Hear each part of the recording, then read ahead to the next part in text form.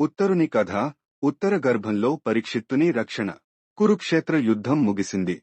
అశ్వత్థామ ఆగ్రహంతో పాండవుల వంశాన్ని నాశనం చేయాలని బ్రహ్మాస్త్రాన్ని ప్రయోగిస్తాడు.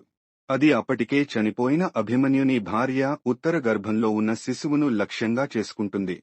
భయం. గర్భంలో ఉన్న శిశువు కూడా చనిపోవడం. ఆ బ్రహ్మాస్త్రం భయంకరమైన వేడితో, అపారమైన కాంతితో గర్భాన్ని చేరినప్పుడు లోపల ఉన్న శిశువు, పరీక్షిత్తు, కాలిపోవడం మొదలవుతుంది.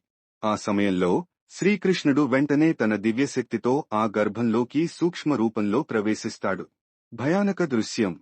గర్భంలో అగ్నిజ్వాలలు, శిశువు ఆర్తనాదం.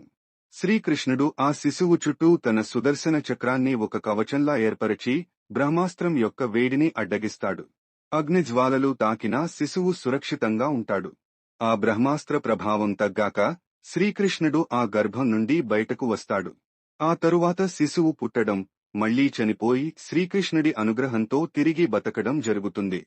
ఈ కథలో బ్రహ్మాస్త్రం యొక్క భయంకరమైన శక్తి, గర్భంలోని శిశువు ప్రాణాపాయ స్థితి, దాన్ని కాపాడటానికి వచ్చిన శ్రీకృష్ణుడి అద్భుతం, ఈ సంఘటన ఆ సమయంలోని భయానక వాతావరణాన్ని తెలియజేస్తుంది.